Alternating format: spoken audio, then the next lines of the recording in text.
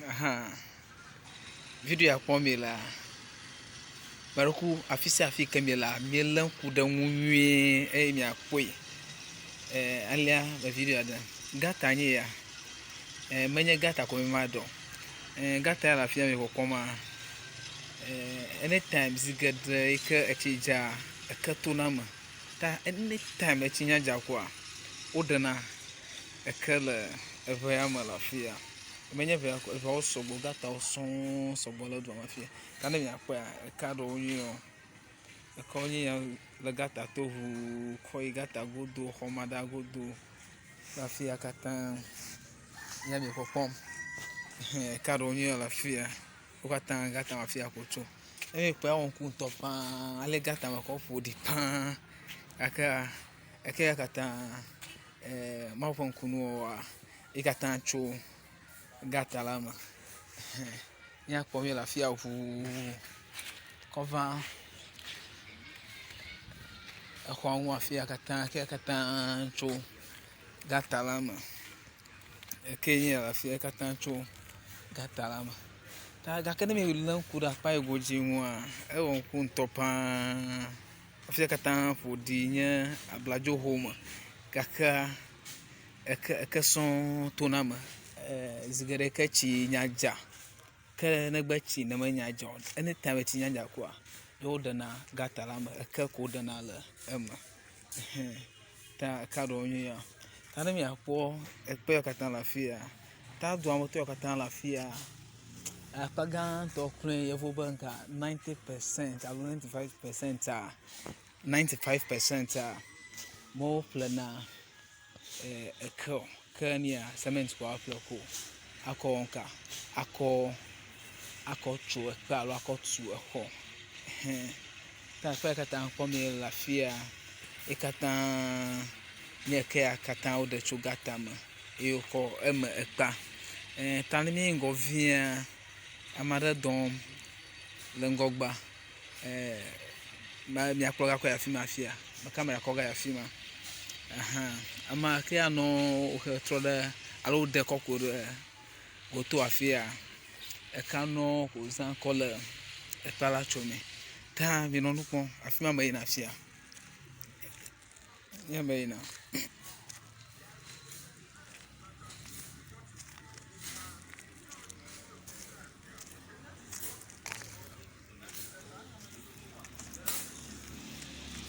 na dale mele groma ni akpomela ima ake kata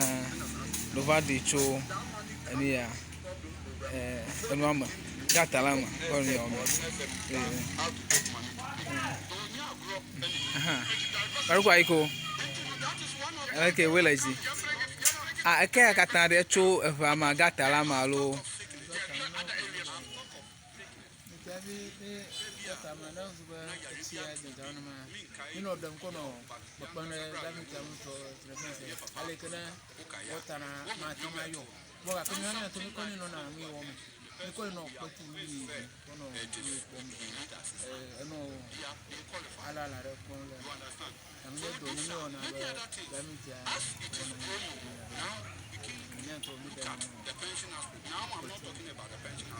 Gako ben ya doma le doma fio de gaka he ha do ya lo ala ke na pochon no doma e ko nya mi o e bo so do ko afon bi and ko tama o atia ko to pa ha na ti no ina mo ko ga do to go kra mo don one man to me kra mo ma ko ga ale ke na mo di na te mo ba ti ado ya ba je ka je ba na ko ko ta na mi de ka ko chukwa enyo wo afama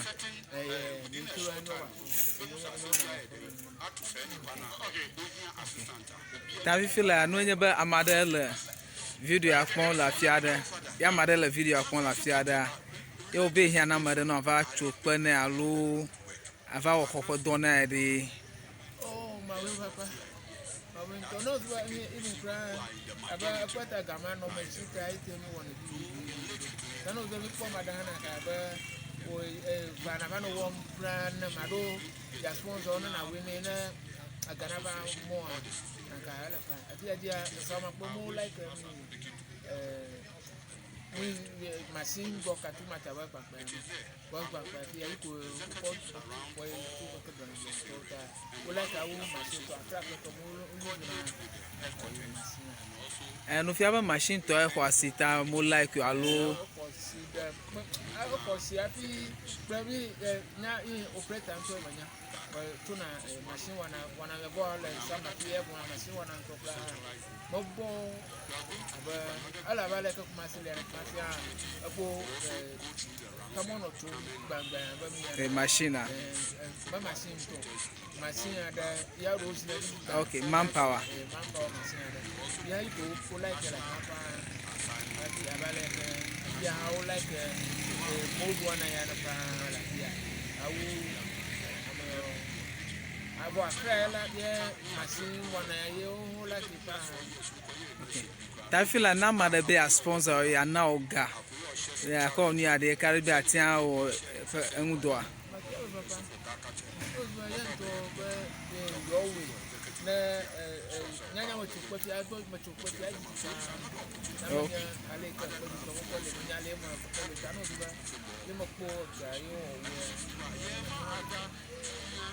okay ta feel anya ke na gro na ameke la video akpom pepemro nkwe na di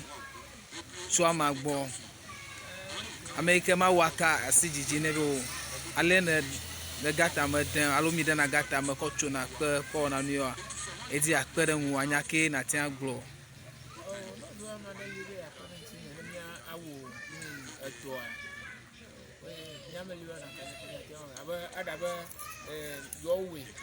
na yakafona ma yaji tafona ma we ni yakafona ado yawo mi na ada ba yaji tafona ma we ado nana wede nleke yo we present ke akpo la ma do mu mo a na ma ti ma we do sa